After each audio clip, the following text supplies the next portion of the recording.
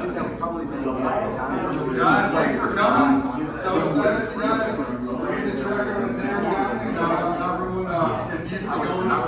Meeting customer time to here, so really excited to be here. Before we get started, get us rolling as we still got a little bit of daylight here. Fellas in the outdoors, just to give you a little bit of a background. It's a unique experience for us to get together, enjoy some fellowship, a little bit of community, and it's a way we do in business networking, and also a way to appreciate the outdoors and really what I think is one of the coolest traditions that we have in our country. It's a deeply American sport, and it's something that we always got to be grateful for.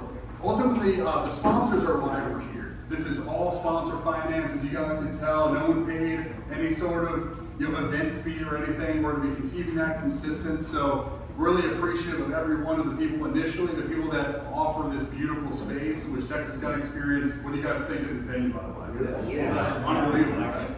It's beautiful. So we have Orvis in Dallas, as well as Tailwaters is also two venues of the ones that we've started with. They've done an awesome job of consistently being there to support us. We have our silver sponsor, Pheasant Bonanza, and Lyndon Tennyson, been incredibly generous, as well as a number of other bronze sponsors.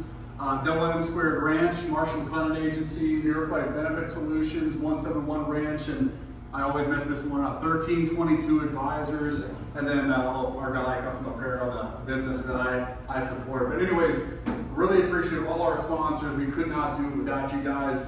To dive deeper, I know I see a lot of new faces, which is like the most exciting thing to me. As any organization grows and changes, it's wild for someone that's been a part of its growth to see new faces and to see it serving the new community. When we first started, I was a financial services sales rep. It was pretty much all people that were like doing me a favor. Like Chris did me a favor at the beginning, like, hey, I know Richard, we've done some stuff. Let me, come by, as I said. But almost everyone here now has a deep passion for the outdoors, right? So, which is exactly what we're serving. The intent as us, as a 501c3, is registered in Dallas, is to, again, bring this community for education. A lot of you all have been a part of a hunting experience, a fishing experience. Some of you really haven't. And this is a part of a way for us to bring in people that have led the industry, like Michael Pitts and others, to educate, to bring in the fascination, and really our interest at the very least were really two things. Number one, if you have an interest in the outdoors and you love it, like for me, saltwater fly fishing, I'm obsessed, and you want to meet other people that also love it, this is a place to meet them. And then number two, and I was talking to Matt, talking to Matt about this, creating fellowship around this type of experience. A lot of times people don't have the time to go out and do a 6-day elk hunt or a 2 or 3 day fishing trip in the Florida Keys. This is a way to kind of compact this in about 2 or 3 hours. You get the feeling that you have after a great harvest or a great fishing trip, where you're just enjoying some cocktails, some food with your friends, and just soaking up the moment. Beautiful night, 70 degrees.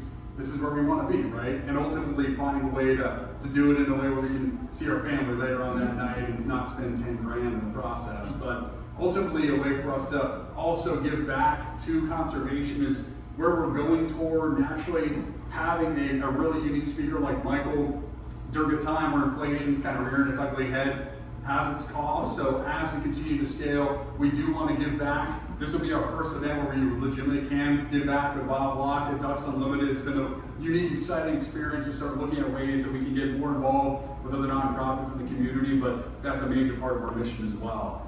I want to begin with something really unique with this idea with Bob. And Bob, if you want to come forward, it's an interesting thing. We've had a lot of requests from you all about having a charitable mission. Naturally, education is a part of what we do, but we have partners that are phenomenal at what they do and what they give back to wildlife and habitat. And this is something that is really important as we continue to move forward, to have groups that are aligned and different types of charitable organizations, but also ways that we can be open to bringing people in. There is such a thing as an inclusive organization that does not want new people. And we're aligned in this with Ducks Unlimited, CCA Dallas, a number of organizations throughout the Metroplex. And Bob's always been open to me, always helping me, and connecting in the outdoor community with other nonprofits, helping in different outdoor endeavors and different activities and events going on. So I want to pass it to him to talk a little bit about some of the sponsorships and opportunities that they have to expand in this area. We have a raffle going on today. They will be sharing in the proceeds of that raffle. So that'll be something that we talk about here in a moment, but I want to have him address this first. Sure. You want to drive or you want to? I'll drive actually. Yeah. You want to go to the next one? Awesome. So as Richard mentioned, so I'm our Director of Development for North Texas. So I work with individuals, companies, and foundations to directly support our conservation work. So first off, appreciate Richard for having us out. I just want to touch briefly a little bit on what DU does and specifically what we do in Texas. And so we're a nonprofit wetlands conservation organization. We do wetlands conservation work in Canada, U.S., and Mexico. We are not an apparel company, although we make some pretty cool stuff. But running to a lot of folks that are like, oh yeah, you guys make great hats. And we do a lot more than that. Since 1937, when our company's founded, we've conserved over 18 million acres. In the last fiscal year alone, we conserved over 1 million acres. It's the first time we ever in our history conserved over 1 million acres in a single year. And so, again, doing a lot of dirt work all across the U.S., Canada, and Mexico. And we didn't actually start our conservation programs in the U.S. until the mid-1980s, and Texas was one of the first states. So you see this darker shaded area, or the places where we've done most of our conservation work. We're a science-driven organization, where our conservation team says this is where we need to invest for waterfowl and wetlands. This is where we're going to put our money in. So our Texas Gulf Coast Initiative is what we call a level 1 initiative for us. You can also see some areas in East Texas. We've done a lot of work. The Panhandle of Texas, we just hired a biologist out there last year. He's a playa lakes biologist, and we're working with private landowners out there restoring playas. In doing so, we're also helping recharge the Ogallala Aquifer up there. So we're making really good waterfowl habitat, and in turn recharging the aquifers as well. Enough so where municipalities up there are looking at restoring playas within a 2-mile radius of their groundwater wells to help bring the water table back up. So next slide, Richard. This is a project we just completed last year. This is called Wildcat Marsh. This is the Richmond Creek WMA in between Corsicana and Palestine. And so this is going to be a 160-acre moist soil unit. It's hard for people to understand what a water control structure is. In a lot of these projects, we're a glorified plumber, right? We're trying to manage water. And so these, everybody here is about 6 foot tall, and so these are some really big structures, and we come in and armor the levees with rock riprap, because it is a flood area. So we don't want the next flood to come in and wash out a bare levee, armor with rock riprap. And then that's a water control structure where we can hold water on that 160-acre unit when we want it on there, pull out some boards and draw the water off when we don't want it on there, promote good vegetation growth for waterfowl habitat. Just a couple of other key points.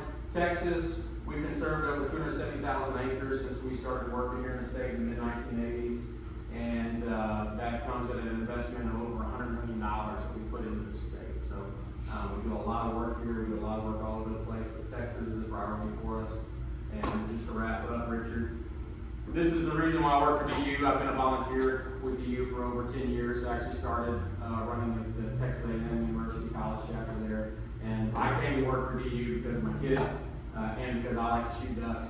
But that's my oldest boy there on the left at a hunt up in Bonham this year. This is my daughter a couple years ago when she got her first DU shirt. And then there's my youngest boy that just turned 2 there last week. And my dog Victoria ACL. I'm doing man. What was the story there? On that hunt, she was running through the marsh and just tore it. So, yeah. But she's fine. And my son got to work with my dog during that hunt, so it was a real big highlight for us this year. So. Very cool, man. Well, thanks for your partnership. I was going to mention, as I get into the idea about the raffle, assuming people donate, is there any initiative that their dollars would be going toward? Yeah, so we can definitely look at applying that funding to stay in the state of Texas. We also have folks at the major sponsor level I work with, when people enter into a commitment. We started our life sponsor level above. You're able to restrict your funding to the initiative of your choice. So you grew up in the rainwater basin of Nebraska, you can restrict your funding there, but we definitely try to keep this year local if that's what the organization chooses to do. Yeah, what do you guys think? Keep it local, keep it in the state? Yeah. Love it, love it. Bob, you're awesome, man. Thanks so much. Yeah. Absolutely. Well, as we roll into the idea of the raffle, which is very unique, it's something we haven't done before. Really interesting with this QR code. If you guys scan this, this will take you to the area. We've got a unique thing we're calling the Fat Tuesday raffle. So as you all know, the Mardi Gras is going on right now. Fat Tuesday at 5 p.m. We're going to have this raffle end. So we've got 4 different prizes. The first being an incredibly generous offer from Pheasant Bonanza, a unique hunt experience, which is essentially a 5-star hunt. I mean, this may as well be a high-end resort that, again, is one of the best for pheasant hunting in the entire United States. This type of experience is exciting for me because naturally there might be an opportunity for people that are all exclusive to the fellowship to go hunting together. But essentially, the way that we'll format this is if you donate over $300, that'll get you 1 raffle ticket. Over $500, that'll give you 2. Over $1,000, that'll give you 4. And this is open to more than just people in this room. Naturally, there are some people that want to gain access to it. But if you get in second place, we'll have this, which is a machine gun experience from Texas Gun Experience. That'll be an opportunity. There'll also be 2 pieces of art that Ducks Unlimited has donated as well. I'll keep those hidden for the moment. I may show those later on. But ultimately, given us kind of a new theme here, we want to make sure that we are giving back proactively to our partners. And again, as you see on every single screen tonight, you'll see that QR code. Would be blessed for generosity. I was taught a long time ago, as you run a nonprofit, you can never actually ask for money. All you can do is explain what you do and pray. So that's essentially what I'm doing here. So really appreciate y'all's generosity and everything that you do. Want to give a little promo so you can see what that looks like. Thought this would be kind of fun to show. The audio is not really working as well as I would like, but at the same point, I want to at least show you a little bit of the experience of what that would look like at Pheasant Bonanza. Let's see if we can get this stuff. Sound off here. Sometimes it'll work, sometimes it won't. Let's see. It's maybe one of those days. Let's see.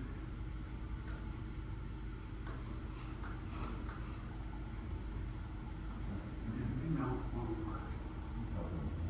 Yeah. Let me pull it up real quick. This may take me a little bit of a delay, but I think it's worth it. Let me see.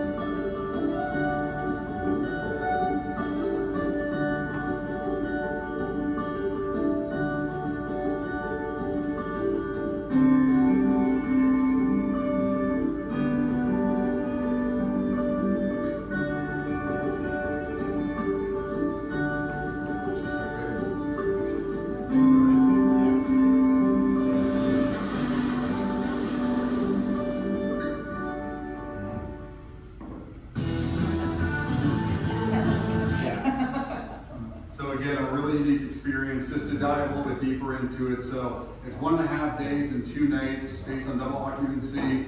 It's essentially 2 people, limit of 3 birds per person. And to dive just a little deeper per hunt. Okay. 9 birds. All I'm gonna say, so Lyndon has blessed us with this opportunity. Do you have anything you want to disclose about it or some commentary about? So we're about an hour north of Omaha, an hour south of Sioux City. We've got 5,400 acres underground. We're reserves, so technically there are no bird limits, and our season runs longer. But all of our birds, we also run the Pheasants Forever chapter for Burke County, so we're very versed in terms of really releasing birds and dealing with pheasant, etc. Pheasant, quail, chucker, and Hungarian partridge. We've also got 20 stations, boarding place, ski track, 5-stand, and a flurry machine. You see the kennel there, we've got a large kennel. We sell, and we have a full-time dog trainer on staff. We sell German short hairs, labs, and English Cocker Spaniels. And we'll also fully train them. We've got about 55 of our own dogs, and we house about another 20 dogs for clients. We're a semi-private club. We have memberships available, but we also are open to the public. If you come out, there's some benefits of being a member, but you don't have to be a member to come and hunt. We have a 15,000 square foot, 5-star resort lodge, and 15 rooms in it, and we have another 7 cabins around the edges of that. So we have 22 total rooms. We actually have a bunkhouse as well, but it's more for alcohol. That's for your bachelor party. It's not quite as upscale. And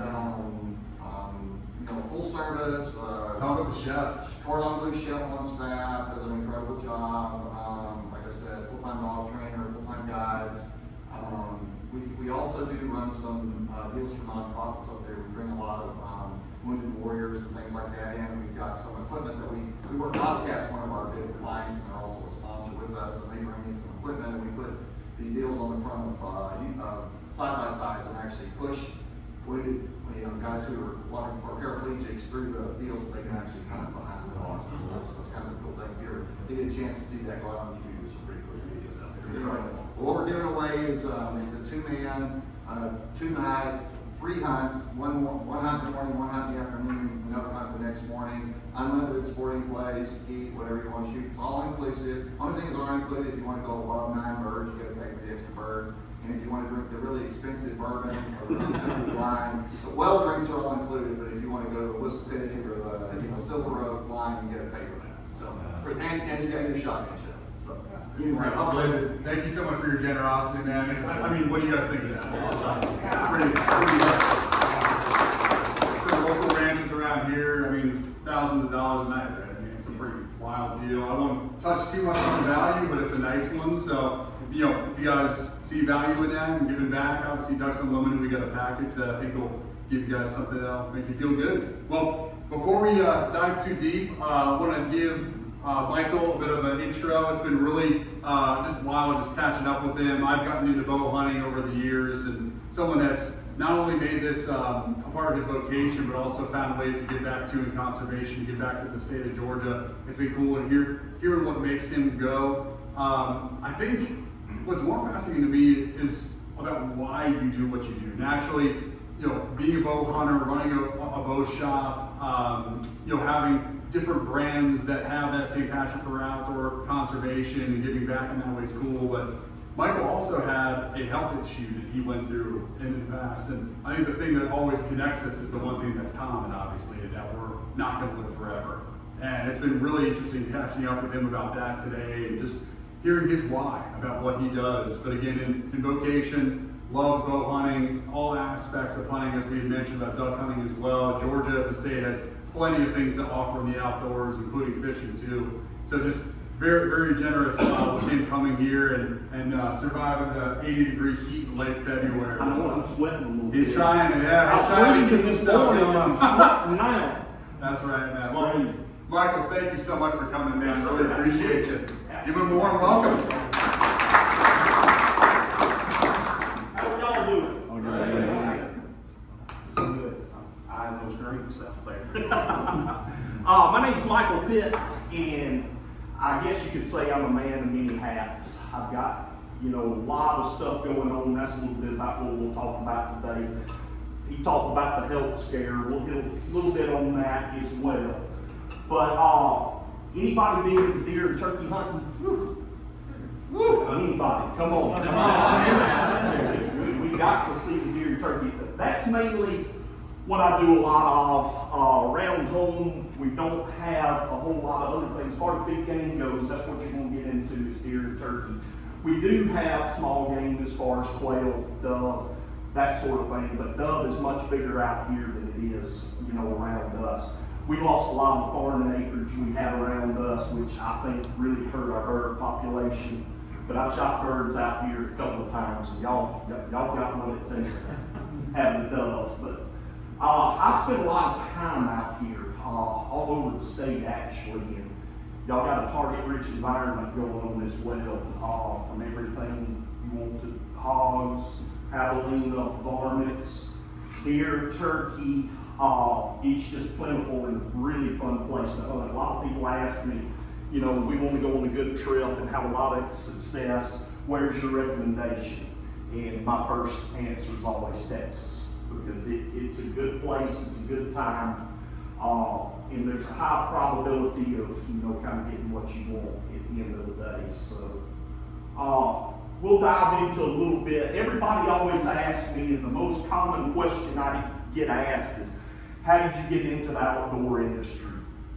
And with me, it's a little different. I didn't get into it the way a lot of people do. My profession has always been a fireman. I actually got my volunteer certification when I was still in high school.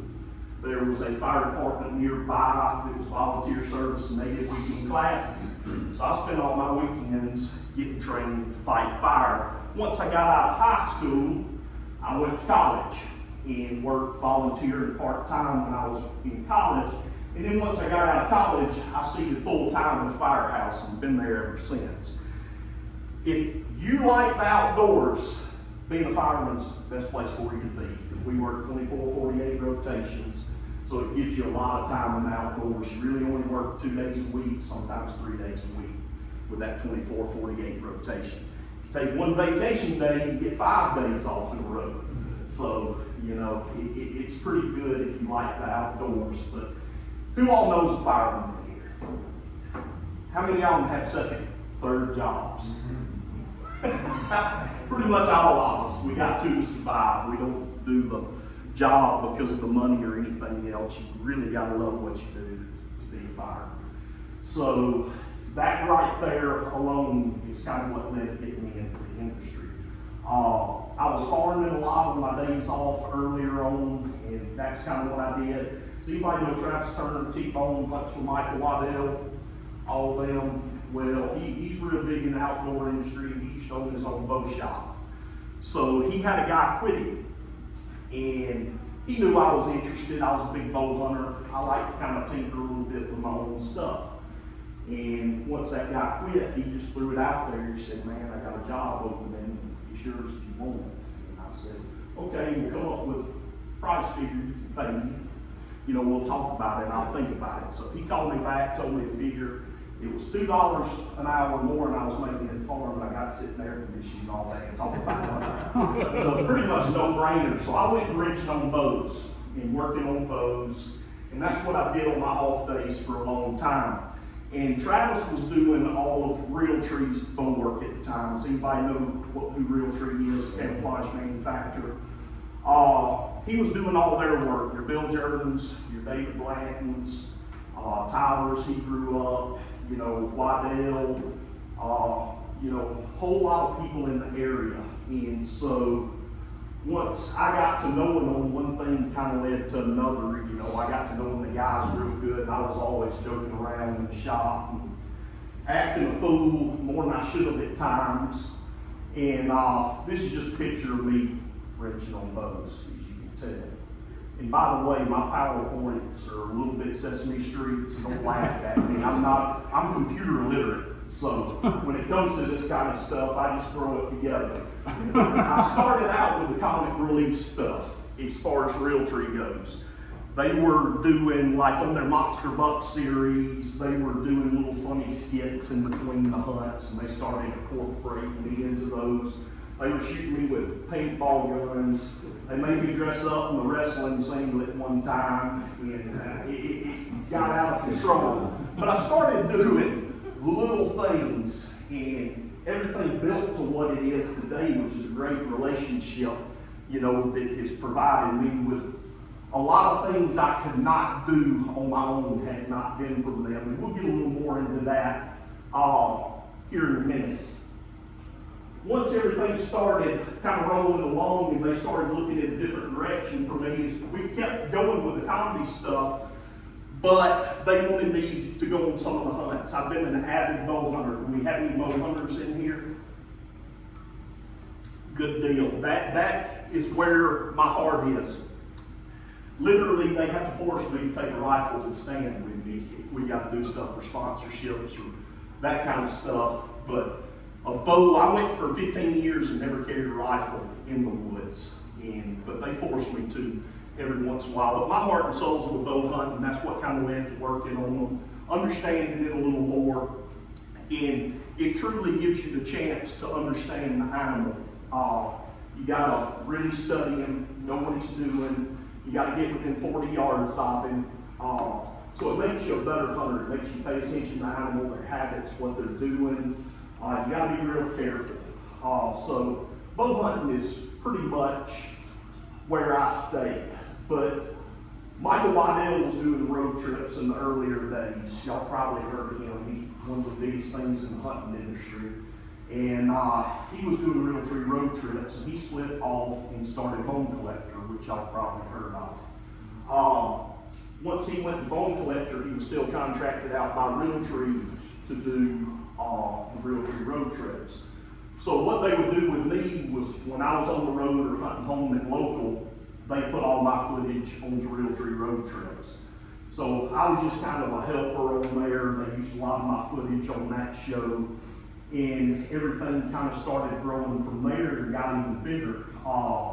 Michael and then backed out of Realtree road trips because he had enough to worry about as far as Bone Collector was concerned. So they went digital with Realtree road trips. They came off TV and went digital. A lot of this stuff nowadays is going away from TV. They're seeing the ratings drop on TV, and the digital world is coming alive. Because what does everybody have with them all day, every day? That right there. You can watch YouTube, you can watch, people watch it while they're at work, it get in trouble, and everything else. So a lot of this stuff's starting to move to the digital world. A lot of people don't know that these people, like on the Outdoor Channel, you gotta pay them about $250,000 for a 13-show run.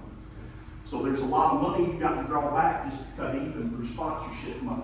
And that can be pretty tough when the digital world came into everything. The prices were dropping, and this company could sponsor you with $20,000 versus $100,000 and get 10 times the views.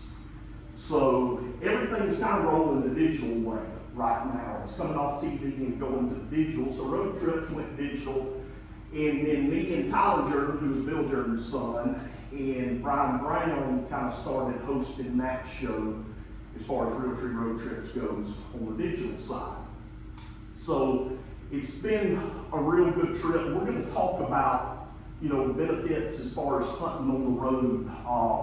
This opens you up to a whole nother level, and I think a lot of people kind of get stuck, around home and never think about the traveling aspect. And what I'm going to talk about today is some of the benefits of traveling and what you'll see when you get out on the road. A lot of people are hesitant to travel or don't want to travel, and that's what I love. Mainly, we did have a few turkey hunters in here. Has anybody got the Grand Slam? We don't have the Grand Slammer? Okay. Well, there's 4 subspecies of turkeys. You got the Osceola, the Eastern, the Rio Grande, and the Merriam's turkey. And you got to get on the road and cover the whole United States to kill them all. They call that the Grand Slam.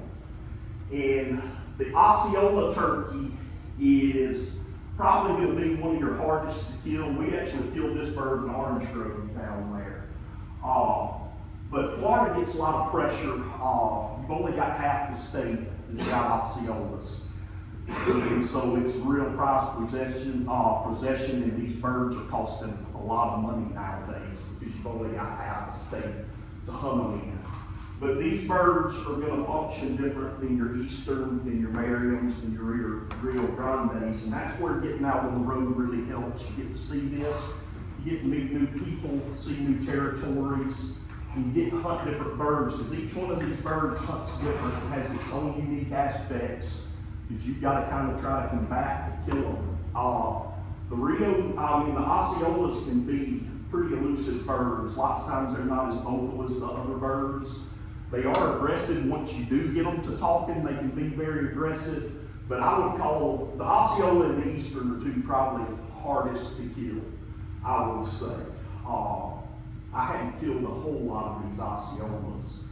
And then here's an eastern right here. That was a bird I killed up in Kentucky. The eastern covers more property than anything else does. The easterns will go all the way. You can find some of them in eastern Kansas, as far out as that way. And they run all the way up into Maine and all the way into your north side of Florida. So there's big territory. You can kill an eastern. Now, if you're where I'm from, they'll let you wrap your gun barrel around the tree. They're very hard to hunt. They're very temperamental. I don't know if it's due to the habitat, the pressure, what makes them so hard to hunt. But if you can kill an eastern in Georgia or Alabama, you can about kill any turkey in the United States. And Michael, Yes. walk them through the experience of calling them and the entire annoyance Yes. of trying to get them to work. Oh, yeah, learning how to use a mouth call and all that. Of course, there are a bunch of different ways you can do it. But, you know, a typical morning as far as turkey hunting, you want to be out there before daylight because they're going to gobble in the roost. They roost up in the trees.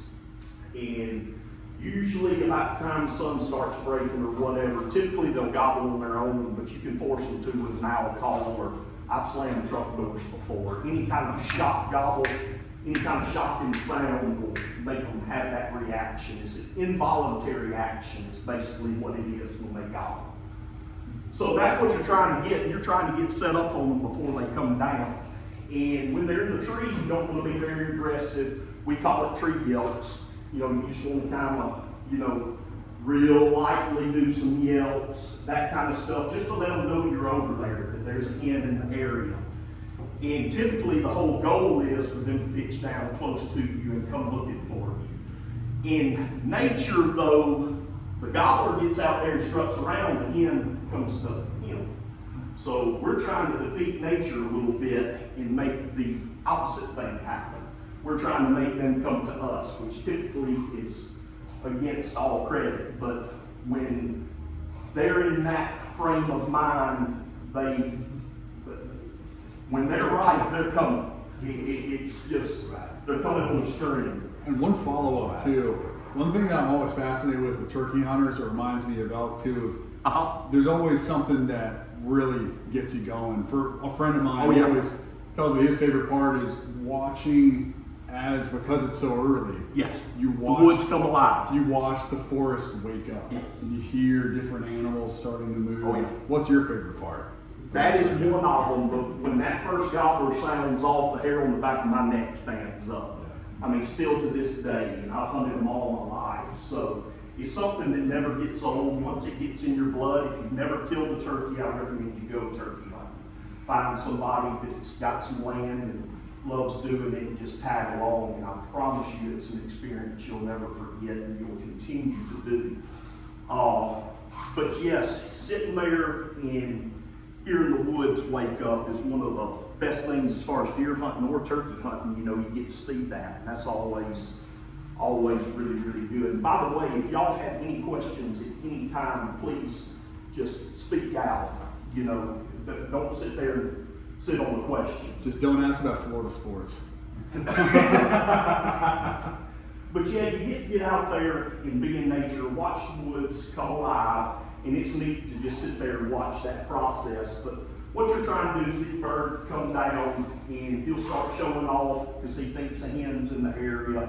And one of the most beautiful things is seeing one strut, just full strut coming through an oak bottom or whatever, whichever way he's going to come in. It's just one of the prettiest birds. Did anybody know there was almost a time that the wild turkey wasn't going to be the eagle? Benjamin Franklin? Yeah. Was not going to be the eagle. It was going to be a wild turkey at one time, but it got voted against. They are one of the most beautiful birds you'll ever see when they're strutted. You know, their tail fans, their plumage feathers have 4 or 5 different colors in them. Their heads will actually change colors from red to white to blue, and you can sit there and watch it take place. They spit, they drum. A lot of people can hear them drumming 100 yards away. They have to be standing right in front of them. There's something about the pitch of my ears or whatever that does not pick up drumming. But it's so neat to watch them work and come in. It's really one of the prettiest birds you'll ever see. When they're folded up and just walking around, they don't look pretty, but once they blow up and start putting on a show for you, it is absolutely beautiful. But yeah, one of my favorite things is hearing them gobble. You know, lots of times you don't want to be over aggressive to a lot of these birds because you'll push them away, especially if they've been hunted a lot. You will push them away. But I want to hear them gobble, my gosh. So lots of times I'll push them a little bit too hard, you know, because I want them to gobble and gobble and gobble. And it works good for video too when we're filming how I'm gobbling like that. So sometimes we'll push them a little more than you should. You'll see the video and see us hammering down on them, but sometimes that's not the best thing to do.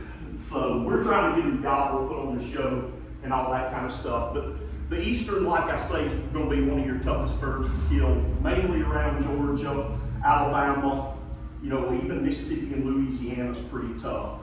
For some reason, the further north you go, the easier they get to kill, even though they're the same species. You get up around Tennessee and you can run through them pretty quick. It's weird how the geographical area will temperament them, even though they're the same species being an eastern. So you can actually hunt them. We've hunted them up in Maine before, and that's really pretty. My fat rear end doesn't like it because it's hill country. But it's fun to hunt them up in that area. And then you got the Rio Grande. That's what y'all got here. Most people just call them Rios. But this turkey's very aggressive, very responsive to calling, comes in pretty easy. You want to kill a turkey, y'all are in a good place to do it. They're suicidal. You can run through them pretty quick when they're in the right mood. And Texas is a good place to hunt.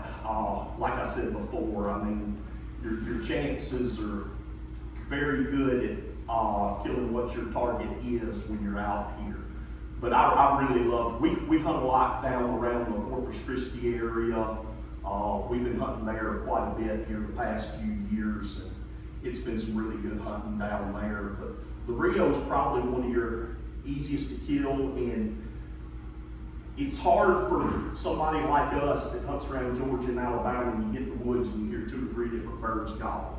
Out here in Texas, you might hear 25, 30 gobble. So it's really a cool experience out here, hearing all the activity and seeing all the birds. So Texas is a really good place to hunt. I absolutely love it. This is a Merriam's turkey, and this is your further out west bird. They run down into New Mexico, all the way up into your Wyomings and that area, Montana. It's a good place to kill them. You'll get a lot of hybrids, you know, some places around Nebraska, Kansas, some of those areas you start dealing with a lot of hybrid birds. Interbreeding. Really, in Kansas, you can probably kill 3 different species in Kansas if you hit different areas of the state. Some might be hybrids, but there's a little bit of everything but Osceolas in Kansas. So the Merriams are probably the easiest. You can't overcall to them. They love to gobble, and they come in running. Turkey hunting's turkey hunting. Some days are going to be bad days, and some days are going to be good days. But probably all in all, the Merriams are probably going to be your easiest to kill. They really don't have very long beards. A lot of people from, you know, that are hunting easterns and all of that will think they're jakes at times, because their beards are only about, you know, 5, 6 inches long.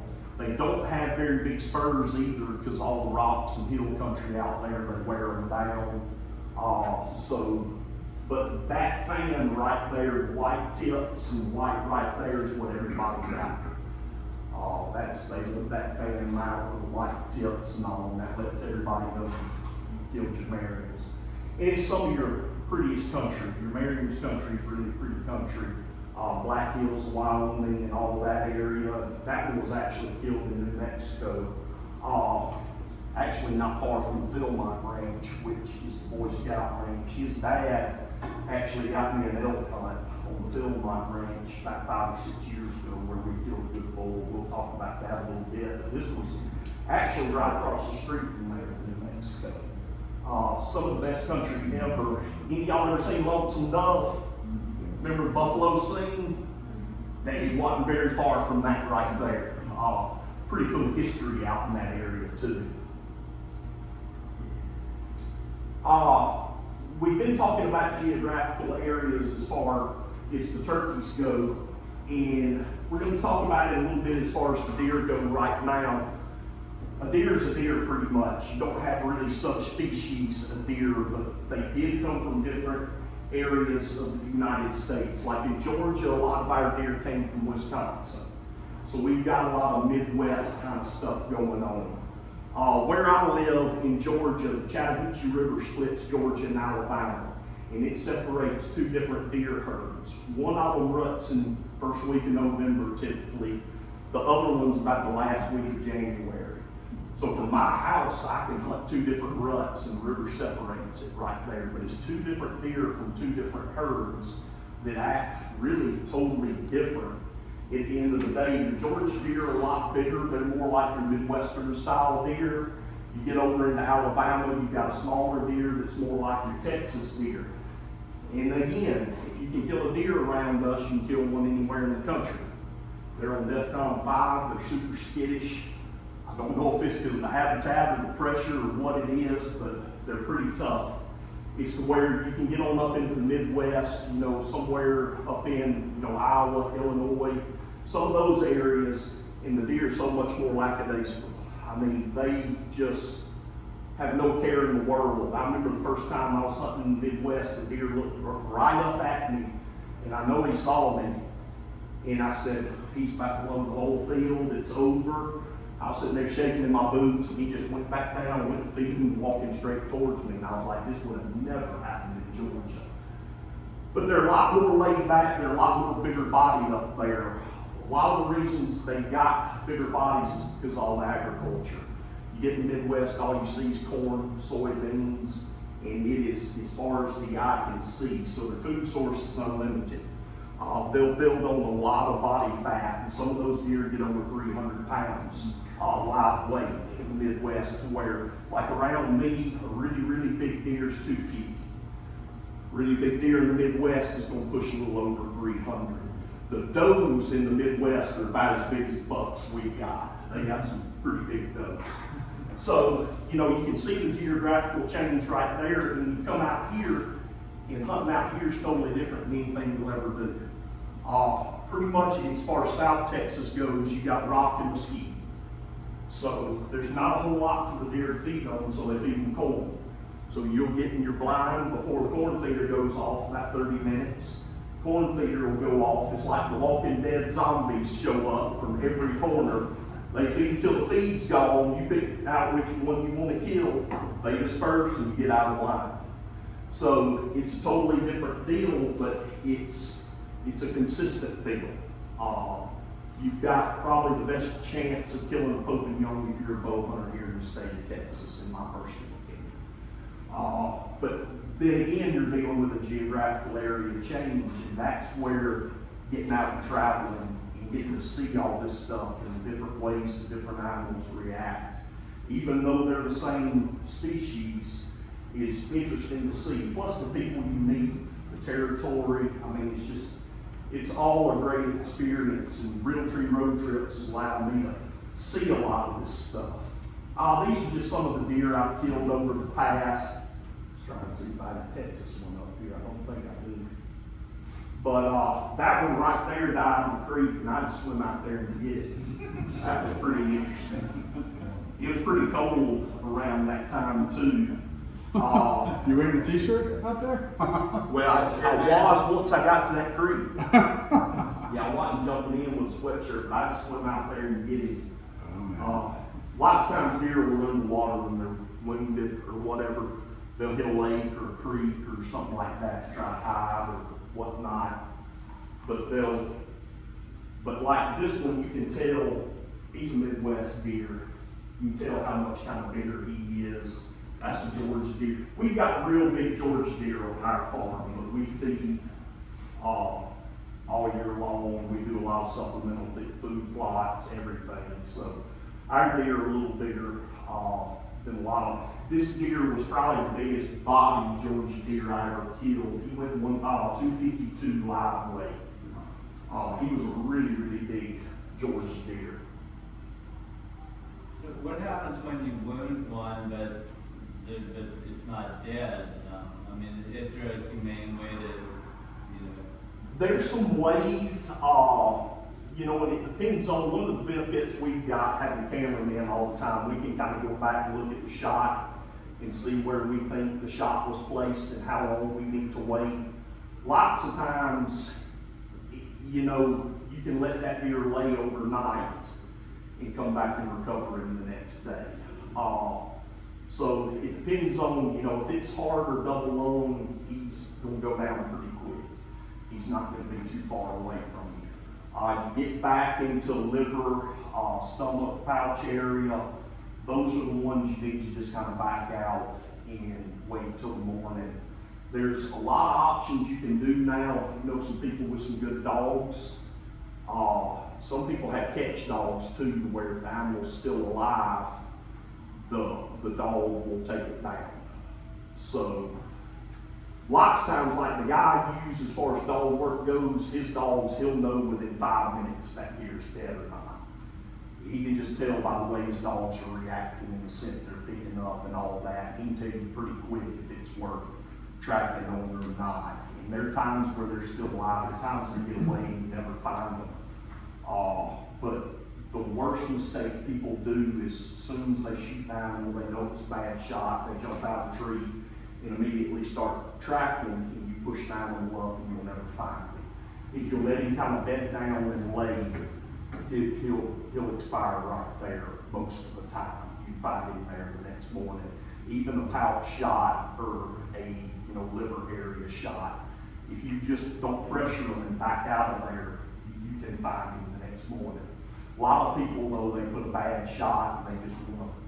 I've done it a bunch of times in my herd. That's one of the hardest things for me ever to do was go to sleep without looking for the animal. It's tough.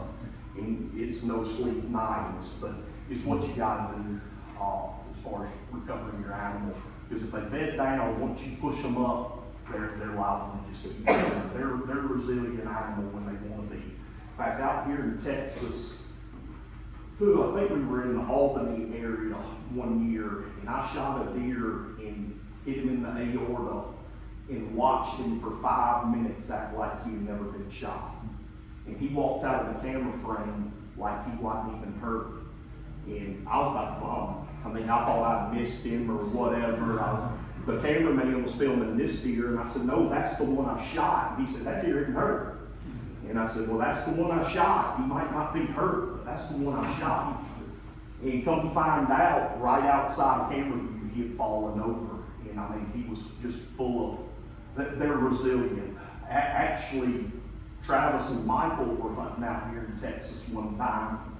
And Michael was hunting about a mile from Travis.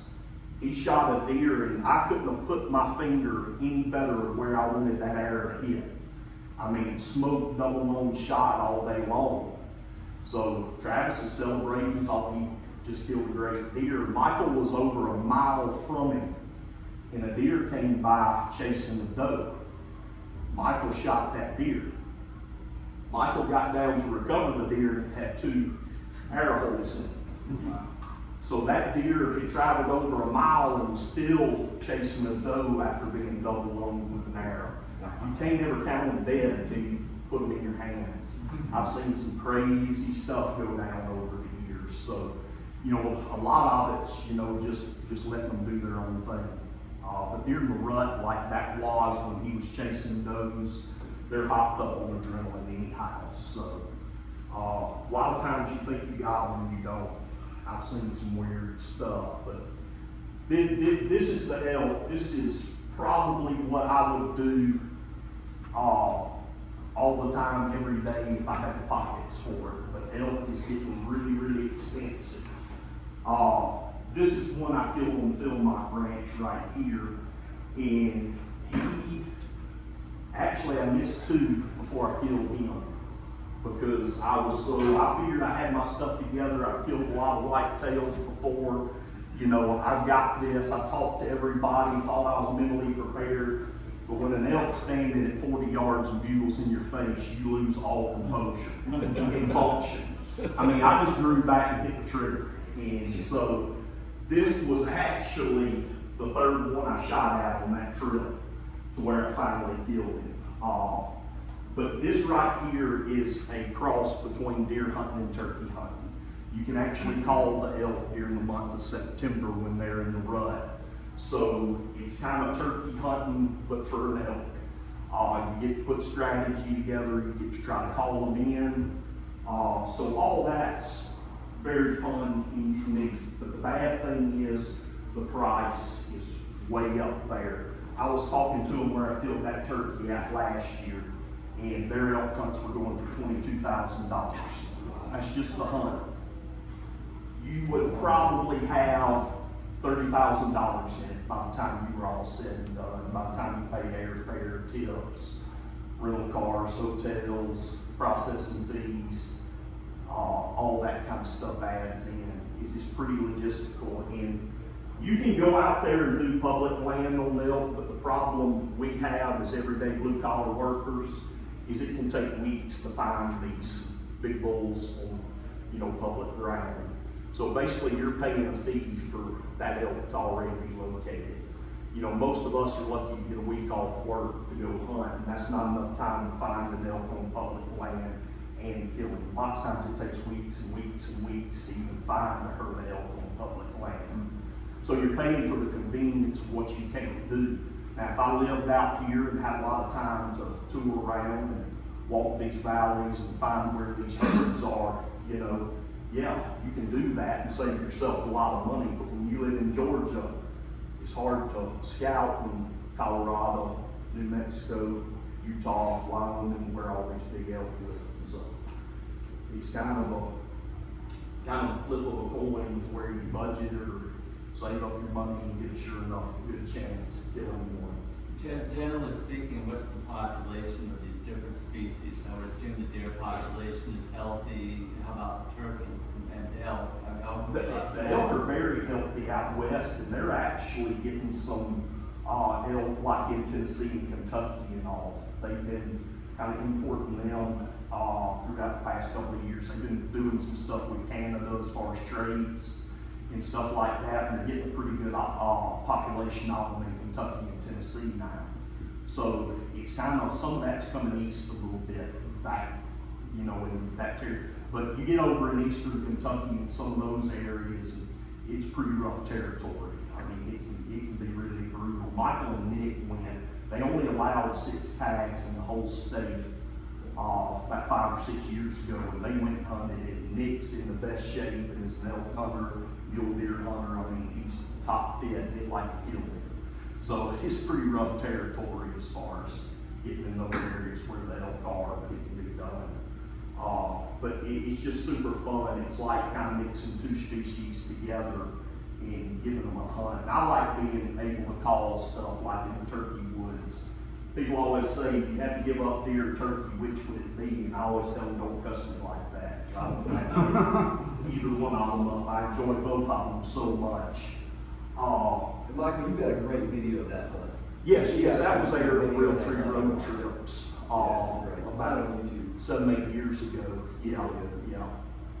Pretty much everything I've killed in the past 15 years has been on video, which is, it's good to log back in and go look at all that old stuff and relive it. I mean, I got a lot of these animals in my house, and every time I walk through there, I sit there and relive each hunt in my mind. And sometimes I'll just sit there and look at them and, just reminisce of all the memories that are there.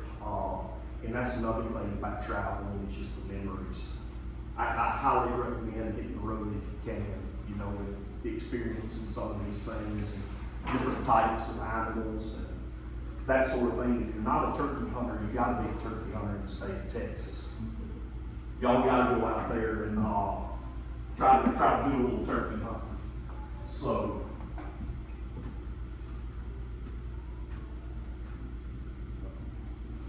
You about ready? No, I'm good, man. I'm good. Let's get St. Michael. Give me the hook. I was trying to keep it simple. Again, tell us I can talk forever. Oh, believe me, I'm not in that same camp, brother. Tell us about the why. Tell us about, you know, everything that you went through from a health perspective, man. Obviously, being in the outdoors is part of your vocation. You love it, but that changed your whole viewpoint. It did. It changed my whole viewpoint.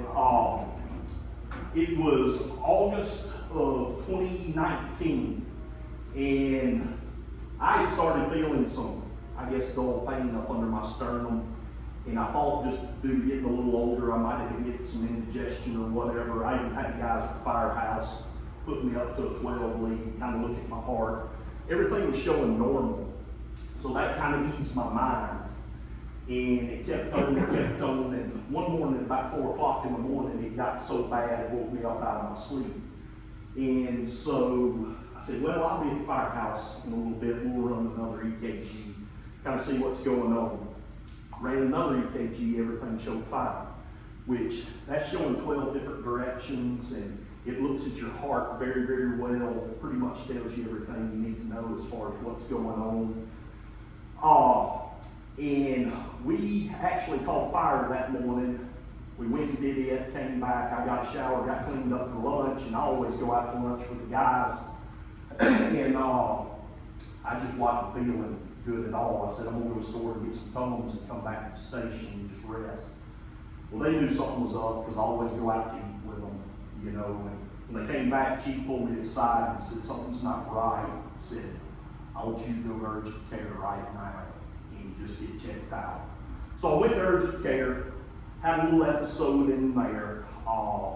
They kind of got me back around a little bit, bumped me full of a little medication, sent me to the cardiologist to have things looked at more in depth. When I got over there, they did a heart echo. Heart echo showed everything was normal, valves were operating good, you know, no signs of any trouble. And the doctor told me, he said, well, sometimes there's some other things that will mimic a heart, you know, problem like gallbladder and stuff of that nature. And he said, we'll take a look at those, but I want to eliminate the heart first and put you through a stress test. So they put me through a stress test and I flunked it bad. And they wouldn't even let me leave. So they sent me straight to the cath lab. And they tried to put a stent in place and couldn't get the stent in place. So it was just one problem after another. But there was a surgery they could do which was called a robotic assisted bypass, coronary robotic assisted bypass. There's only 8 doctors in the United States that do that surgery. And I fit the bill for it, but they told me it was going to be 2 weeks before I could have surgery. So I was like, Doc, I mean, this is going to drive me crazy for 2 weeks. I'm not going to be able to sleep. I'm going to be just a mess. And he told me, he said, well, he spent some time with me, which I was glad of. He put the cath up on the screen, showed me everything. He said, your LAD is 100% blocked, which your LAD is your Widowmaker. That's why I wanted to pick it up on the 12 lead, was because it was in the Widowmaker, which is pretty well hidden from any kind of view you can look at the heart from.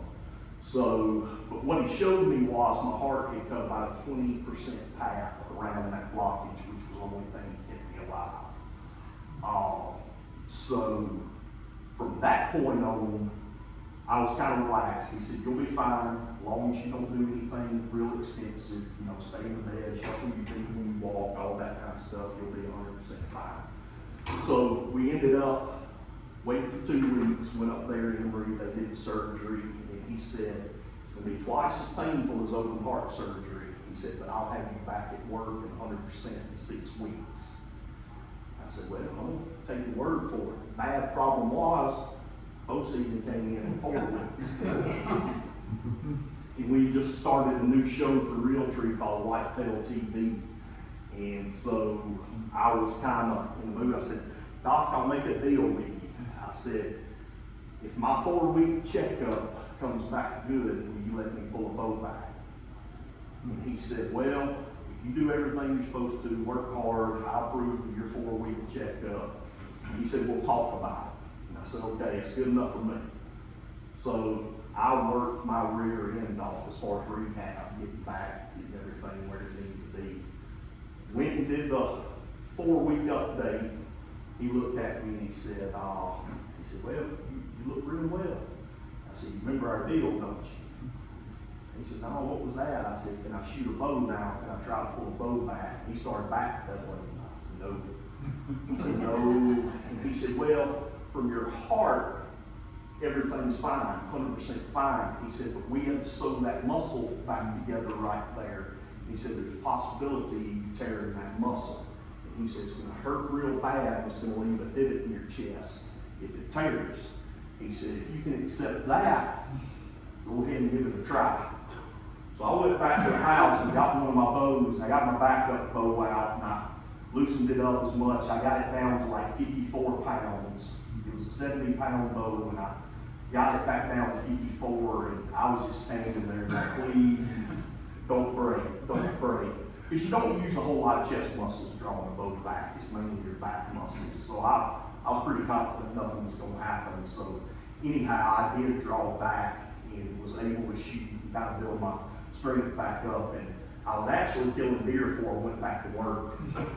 So she kind of got mad. I said, well, I can't technically go back to work until 6 weeks, but he didn't say anything about hunting. So, If you were friends with that doctor, what would he have told you? It's like, oh man, like, what are you doing? he looked at me like I'm stupid, but he agreed to it up front. He tried to backpedal a little bit, but I wouldn't let him. So did you harvest? That's the question. Yeah, You did. I did. You did. I You did. started out just shooting some does and doing some management stuff to get my, the thing that worried me more than pulling the bow back was climbing up in the trees and all that. That's right there does work your chest a little bit, but other than that, everything was fine. But it really, when you go through an event like that, really, you put life in. It gets me every time. But you put life in a different perspective. Sorry. It's tough. It's tough, but it really, really makes you look at life a little different. It does. Thanks for sharing that, man. Oh, yeah. That's incredible. I get joked up. That's incredible. But it is what it is, and it's. I've always been a religious person, but I talked to God more during that time than ever have before. Me and Matt actually talked about it a little bit at lunch today about everything. It's home. You realize you're not immortal. That's right. And you start looking at things totally different. And the outdoors is really my church. And I know that might kind of sound bad. I mean, that's where I'm at peace. And you start appreciating the little things that you didn't look at beforehand. But that's it. That's it, man. Yeah, That's incredible. it was a journey. It was a journey. It's profound. There's always things like that in life. You It can't is. choose what they are. It will snatch an eye of you really, really quick and kind of let you know what's important in life and some of the stuff you looked at that you thought was a big deal beforehand, just a minor bump in the road when you look at the big picture. And so cherish every day.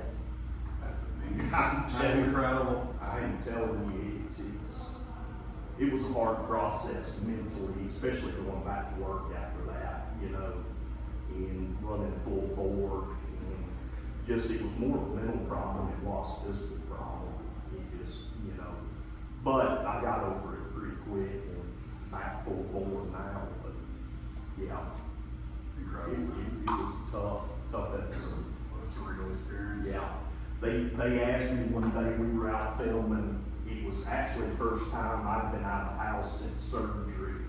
And they were filming some kind of stuff, and I had another episode right before the day the chief sent me to urgent care. We were hanging stands, and I gassed out, couldn't do it anymore. I just had a total loss of energy beforehand and played it off as just getting old and out of shape, and I should have paid more attention to the signs that were going on. and I didn't, but we were back over at that area. The guy filmed and said, "You mind talking about it a little bit?" I'm like, "Yeah, I don't care. You know, we'll talk about it." I broke down then too. You know, it's just it really changes your aspect. But me, like I say, I've always been a very religious person. I grew up in a church, but it changes you when something like that happens, and you start thinking about things different. It's incredible, Matt. Thanks for sharing that. Yeah. From the heart. Oh. You guys have any questions? Yeah, if y'all got any questions or whatever, and I'm gonna hang around a little bit too. Yes, sir. What's the furthest you travel for turkey? I've been to Wyoming a bunch and been to New Mexico. I've been to Nebraska. I've hunted all those areas out there. I actually want to go to Hawaii. There's a big bird population. In fact, I ran into a friend of mine at the airport coming over here today who was heading to Hawaii for a hunt. But I think it's Rios they've got over there too, but it would just be cool to kill a turkey over there in Hawaii. They do have another subspecies in Mexico called the ghouls, and they do have an ocellated turkey in typically Guatemala is where they go to kill those, but it's a totally different kind of bird. They hunt those with electronic calls and shoot them out of trees and all kind of crazy stuff. But they call that the world slam when you kill all those. But yeah, for me, probably the furthest, I don't know, you know, Buffalo, Wyoming and New Mexico is probably about the same distance if you were to drive it all. It's well over 20 hours, which we drove it. We tried to do the Grand Slam in 7 days. And we traveled in a truck. We fell short. But which one? I think, believe it or not, it was Rio we didn't kill within the time frame. But that was a lot of driving. We started out in South Florida and ended up in New Mexico, trying to kill all 4 in 7 days with buzzer guys. We did that last year. So that was a pretty fun journey. But I burned a lot of tires up hunting turkeys, for sure. Because we'll bounce all over the place. We'll cover 100 miles and hundreds of miles in a day sometimes. Just hitting different tracks all day long, trying to just get them to respond and act right. Sometimes you gotta do that. Sometimes you can get on one tract of property and it's all you need. And sometimes you cover the whole state by the end of the day trying to kill the one. So you never know. Around Georgia, Alabama, they can be hard-headed. So you really gotta put the miles in, you know, sometimes. Sure do. Any other questions? I'll sit here and answer questions all the time. And I'll be around if y'all want to talk about some of this stuff or whatever. We can carry on the conversation later. Love it. Well, good stuff. And Michael, thanks for coming, man. Well, I've got a couple things to share before we close out. We've got a little example of the artwork that Ducks Unlimited has so graciously donated. So this will be one of the items that will be available in the raffle. We'll have that available as we can entertain. As the food's hot, I'll keep this quick. So we've got a nice slate set up for the rest of the year, which will be fun. In this same room on the 27th of March, Jamie Tygan, one of the leaders of Ashi Foundation, will be coming here. Naturally, we have Raphael, who's just served up elk sliders. Grab them as soon as we're done. Obviously, that one's fresh off the grill. But Jamie's actually going to be bringing in fresh wild game from the west. So wild sheep, different exotic. I think she might be doing pronghorn. It's going to be a pretty wild experience. Our first true culinary experience where she'll actually be grilling in front of us, which will be kind of a cool deal.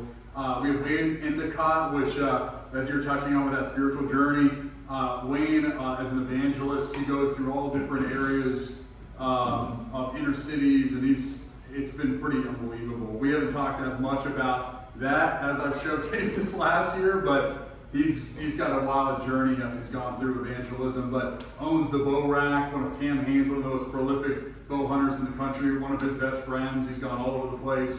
So he'll be coming on May 8th. Robert Grace, one of the top 30 captains in the world at Isla Mirada, fishes tons of fly-only tournaments for tarpon, bonefish, permit, tons of sail tournaments. An incredible mind in that world. If you're way into deep sea fishing, come to that. If you're way into tarpon fishing on a fly rod, come do it. It's going to be incredible. That's at Tailwaters. Actually, I mixed those two up. So Mark Connolly is actually the one on the far right, a horse trainer out of Lexington, Kentucky. We've never had a horse trainer before. This should be a pretty wild one. And as we plan for 2026, we're actually going to find a local area in Texas, or in Dallas, what I'm talking about, but that'll actually go there and look at different aspects of horses and horse riding, which will be a pretty wild experience.